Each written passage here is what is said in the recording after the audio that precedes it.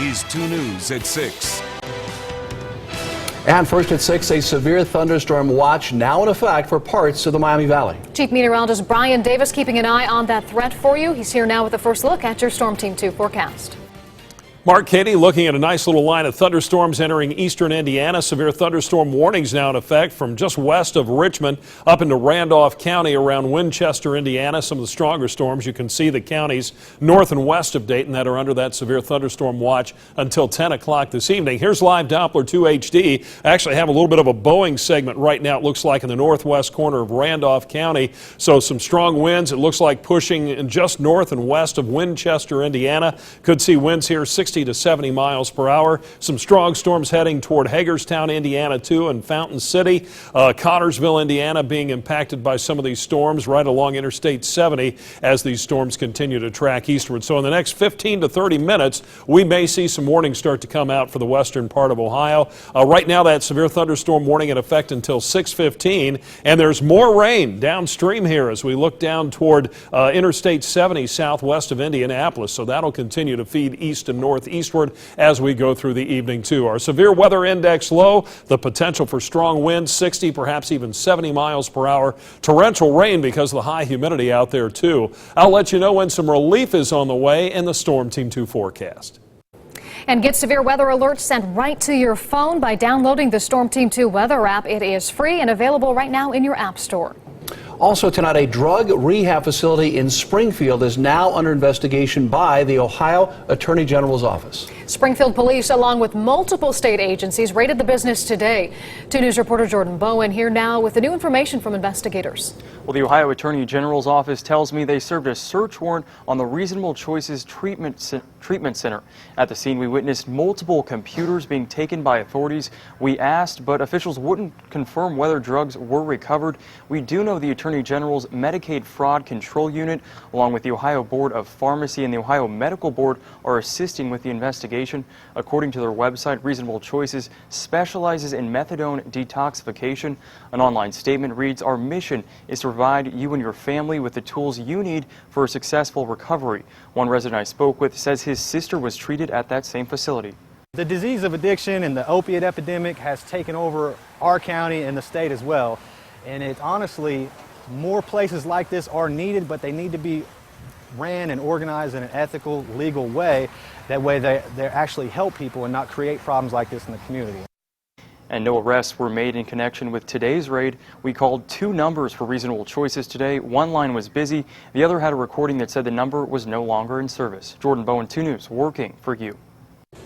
Now a story we brought you first on WDTN.com. Dayton police investigating a dead body found in a home on South Terry Street. Police say a man knocked on the door of that home and told the people that he'd been beaten up, so they let him stay there for the night, but the man did not wake up in the morning. That's when the homeowner called police. Homicide detectives were called to the scene. They're now investigating the death as suspicious. A new legal fight over that bank manager who embezzled $5 million from a U.S. bank branch in Miamisburg. The friends of Amy Scarpelli now will not forfeit property to the government. Tonight, Natalie Tendler explains why they say they believe they should get to keep it. Well, when Amy Scarpelli was sentenced to prison for embezzling millions, she was also supposed to forfeit to the government the items she bought with that stolen money. Well, the problem is a lot of those items are in her friend's name, and they are saying not so fast.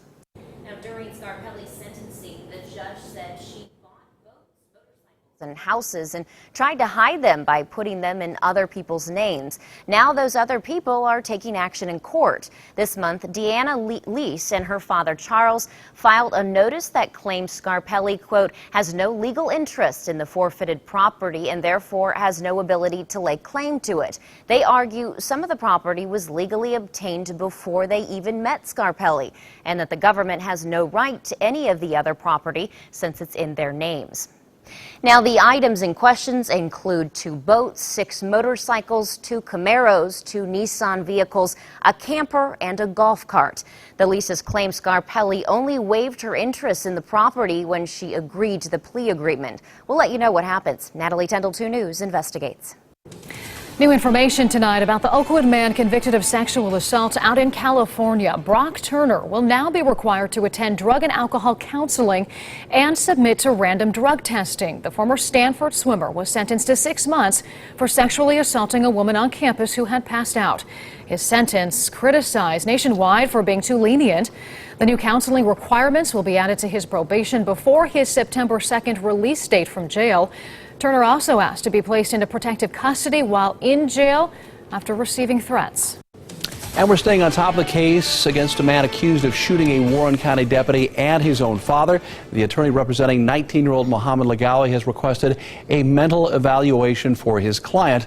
Lagawi has pled not guilty to attempted murder, attempted aggravated murder, and felonious assault charges. Both victims are now recovering from their injuries. Lagawi is due in court next July 20th. He faces nearly 70 years in prison if convicted on all counts. An income tax increase will be on the November ballot for Dayton voters. It would raise the city income tax rate from the current 2.25% to 2.5%. It would be the city's first income tax increase in more than 30 years and would bring in more than $10 million additional dollars. That money would provide universal preschool for every 4-year-old in Dayton. It would also be used for infrastructure projects like roads. If approved, the tax increase would be in effect for the next 8 years. It looks like a deer caused a deadly head-on crash in Champaign County this morning. Authorities say the driver of the silver car hit the deer after it ran onto US 36 just east of Urbana. He then went left of center, crashed head-on into 50-year-old Mark Smith, who was killed. If there's no safe avenue for you to take some evasive action, just to try to stay the course, stay in your lane, and if you have to strike the animal, sometimes that's the best bet to take, is to strike the animal and then try to come to a safe stop afterwards. Investigators say both drivers were wearing their seatbelts, and OSP says 11% of the crashes they respond to are caused by deer. No one was hurt when an old repair shop caught fire in Jefferson Township. Fire crews say they had to run about a quarter-mile of hose line in order to get the water to that structure in the 5000 block of South Union Road. The fire was contained to the attic and was quickly put out. A traffic stop nets a drug arrest up in Mercer County. Deputies say they found 2 syringes, cocaine, meth, and other drug paraphernalia in a car during a traffic stop this morning. They had pulled over the driver, 35-year-old Amy Cole, for erratic driving, and they say she showed signs of being under the influence behind the wheel. She now faces drug and OVI charges.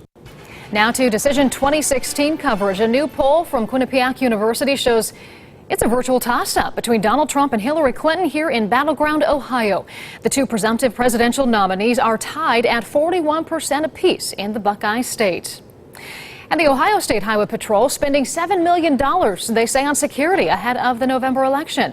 The money will cover security and investigations for the Republican National Convention in Cleveland next week and all the visits to Ohio by the presidential hopefuls. The department expects to be reimbursed, though, for helping out at the convention. And don't forget, I'll be live in Cleveland for you all week during the RNC, so keep tuned right here to WDTN, both on air and online, for complete coverage from the RNC. The push to improve police-community relations in Dayton. Next at 6, the city's plan to build trust between citizens and those who protect them.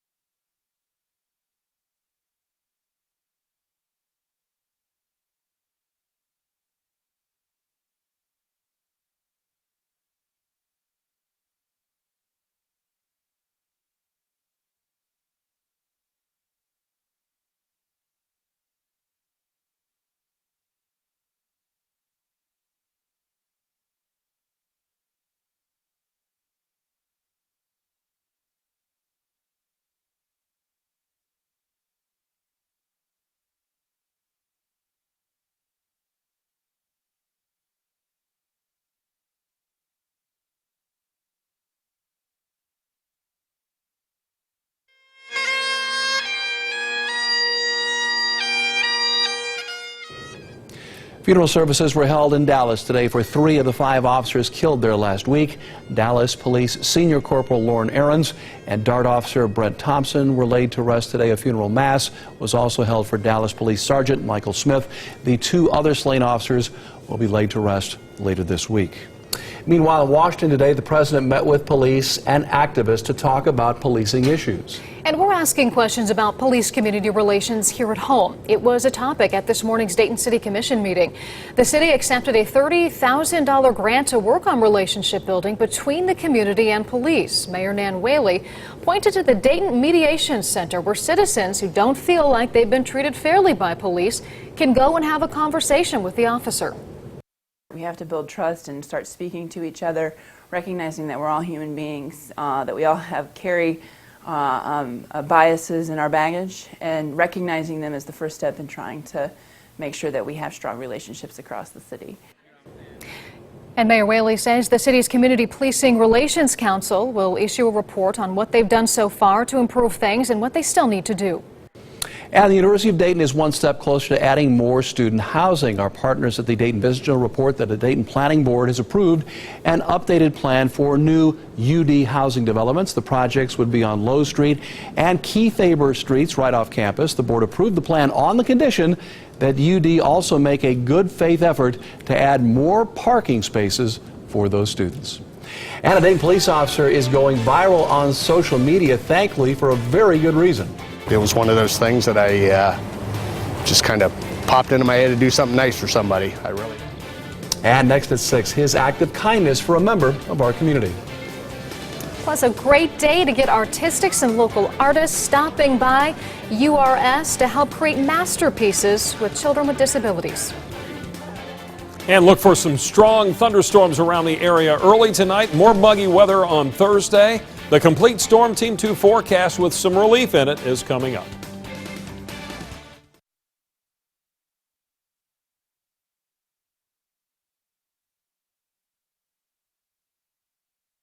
Two minutes.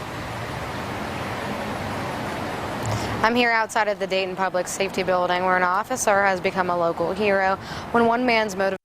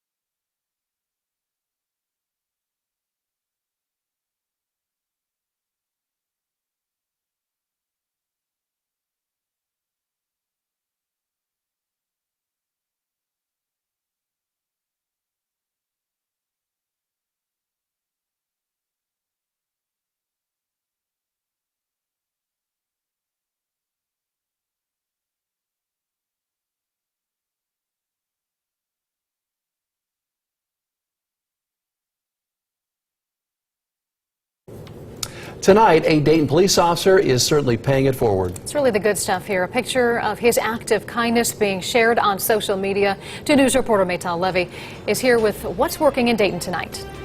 I'm here outside of the Dayton Public Safety Building, where one officer has become a local hero. When one man's mode of transportation was stolen, Officer Matt Morrison stepped in to help. This is a picture of Officer Matt Morrison and a man down on his luck with cash. He didn't have any money for any bus fare or anything like that. It's a photo that's going viral on social media. Here on the Dayton Police Department's Twitter page, it's been hashtagged Honor Through Service.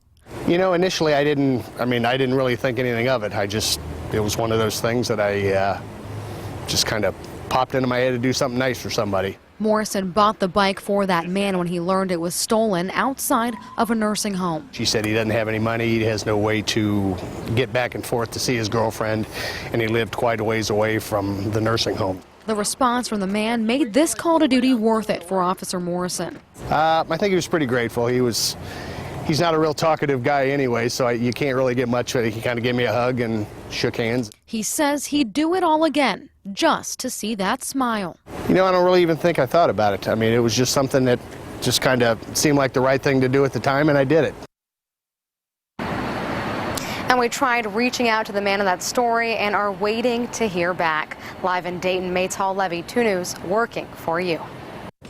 United Rehabilitation Services annual Art Splash event is what's working in the Miami Valley tonight, and so are the people who helped out, leading artists from around our community, helping to create masterpieces with more than 300 local kids, adults, and seniors with disabilities. They painted and sculpted as a way to build confidence and self-esteem. Art is transformative, and it really is special to our people to be able to create something and to have the support of volunteers and artists from around the community. URS displays the artwork in their hallways. They even sell some of it. This was the 7th year of Art Splash. Now, Chief Meteorologist Brian Davis and your Storm Team 2 forecast. Some great programs out there at URS, and of course our bike ride this weekend helps support some of the funds out there to support URS. So let's go ahead though and check out that weather this evening. Some strong storms on the way. Heavy thunderstorms will be moving into the region. Strong winds, but also the potential for heavy rain. 85 at 7 o'clock, 73 at 9 p.m. and 73 at 11 o'clock. Tomorrow morning we'll be back to dry weather, 74 at 8 o'clock, but more thunderstorms could develop in the afternoon. Highs tomorrow a little cooler than today's high of 90 degrees. Looks like mostly mid-80s around the region with that chance for more storms. Speaking of which, we have a severe thunderstorm watch in effect for our northern and western counties from the Dayton area until 10 o'clock this evening, but we're on the border of those, so we'll have to keep an eye out too. Severe thunderstorm warning still in effect for the eastern part of Indiana, and we'll see if that warning's extended eastward across Mercer County here in the next 10 minutes or so. Showers and thunderstorms popping up again on Thursday, but good news on Friday, it turns less humid again. And our sky definitely darkening to the west now on the Troy Stouter Center time lapse. You can see the darker sky at the end of the loop with those storms approaching from the west and starting to look a little more threatening on the SVG Chevrolet camera up in Greenville, looking to the west too. Now we're still dry here in the Dayton area, but looking northwest, that's where we have some strong storms now entering eastern Indiana. You can even see a bit of a Boeing segment right here ahead of this area east of Pennville, heading over toward the Mercer County and Indiana border. So these strong winds could be entering the western portions of Mercer County soon. More strong storms entering northwest Wayne County, and then the next concern, a strong thunderstorm moving northeastward and a series of those. And when we get this, we get what we call a training effect. And you'll notice there is a flash flood warning out from Terre Haute up to just south of Greencastle, Indiana. So if this continues to advance northeastward, we have the potential for some of that heavy rain eventually reaching western Ohio and more storms coming in across eastern and central Illinois. So all that combination could mainly spell the potential for some very heavy rainfall, perhaps some flash flooding here late this evening. So we'll be watching for that potential too. 89 degrees currently. We have a southwest wind at 21 miles an hour. Relative humidity 53%. Our weather checkers tonight looking at some pretty warm readings. I didn't get a chance to put them in with all the severe thunderstorm warnings, but right now most of our weather checkers are up there into the 90s. We are looking at 94 for a heat index here in the Dayton area, upper 90s at Cincinnati. Future track forecast, showers, thunderstorms pushing in from the west. We'll see those around early tonight after 1 o'clock in the morning, a decreased chance of rain, and then more thunderstorms flaring up tomorrow afternoon as a cold front pushes in from the northwest. We'll keep that chance of storms going, but after that, nice weather moving in just in time for the end of the week. Tonight, showers, thunderstorms, some of those could be severe, and the potential for heavy rains tonight, too. Overnight low 72. And then tomorrow, a mix of clouds and sunshine. More scattered showers and thunderstorms in the afternoon. High 86 degrees, 77 at 10 o'clock, reaching that high around 2 o'clock. And then with thunderstorms around, dropping back into the low 80s. Turning less humid Friday, a high of 85. Down to 62 Saturday morning, a high of 83. Mostly sunny, a real nice day on Saturday. A little warmer on Sunday, a little more humid in the afternoon into the upper 80s. And then that chance of thunderstorms back early next week on Monday. So we'll keep an eye on Live Doppler 2 HD for the potential for severe storms and maybe some very heavy rainfall, too. Yep, you're on it for us, Brian. Thanks. 2 Sports, powered by Ford. The Dragons return to Fifth Third Field tonight with Tyler Stevenson back behind the plate. Stevenson, the Reds' first-round pick from last year, is joined by Cincinnati's second-round pick from this year, another catcher, and Chris Oakey out of Clemson. Despite the obvious competition at the position, Stevenson believes the two can work very well together. Like this fall, whenever we were home for the offseason, I went and saw Clemson play a little bit and got to see him and stuff, and then a couple months later, boom, we're teammates. So, I mean, I definitely get with him and kind of learn what he learned throughout college, and then I'll kind of give him the spill from Whit Corky, so we can kind of use both kind of knowledges together and kind of work together. The American League gave the National League the royal treatment last night in the All-Star game. Chris Bryant of the Cubs gave the NL the early 1-0 lead on this first-inning home run, but the AL bounced back, led by Kansas City All-Star Eric Hosmer, who homered, then later singled home another run to claim most valuable player honors in the American League, earns home field advantage in the World Series with a 4-2 win. Make the All-Star game for the first time. I never thought about going out trying to be the MVP. I just wanted to soak out the whole experience, and it's everything and more I could ever ask for. With Greg Lovelady taking the job at Central Florida, Wright State has promoted assistant coach and former Raider player Jeff Mercer to take over the top job in the dugout. Mercer has already been a big part of the program that has won 89 games over the last 2 years, including back-to-back league titles and NCAA appearances. It gives me a huge advantage. Obviously, being the recruiting coordinator the last couple of years allows me to know the team, know what we had to do to help build the roster to the success level that we've had. We're very fortunate to be in a position where I don't need to change anything. Coach Lovelady and Coach Parker did an unbelievable job the last few years, and we're going to be able to continue that tradition and that model. New England Patriots quarterback Tom Brady's appeal of the Deflategate decision has been rejected by a federal court. Brady had asked the full Second U.S. Circuit of Appeals to hear his case that has left him with a 4-game suspension by NFL Commissioner Roger Goodell. Since then, it has turned into a referendum on the powers of a sports commissioner over the rights of the players. Now, at this time, Brady's 4-game suspension is on, with his only remaining hope being an appeal to the United States Supreme Court. Cleveland Browns running back Isaiah Crowell has apologized for his graphic social media post depicting a police officer having his throat slashed. In a video post that he released today, Crowell said he regrets being, quote, part of the problem and will donate his first game check of the upcoming season, worth about $37,000, to the Dallas Fallen Officer Foundation. Golf's third major of the year will tee off early tomorrow morning at Royal Troon in Scotland for the 9th time at that storied golf course. If you're a all-nighter type person, well, the Golf Channel will have live first-round coverage beginning at 1:30 tomorrow morning. That's like 7 hours from now. Zach Johnson is the defending champion. 2014's champ Rory McIlroy is also in the field. Now, he did not get a chance to defend his title last year due to an injured ankle.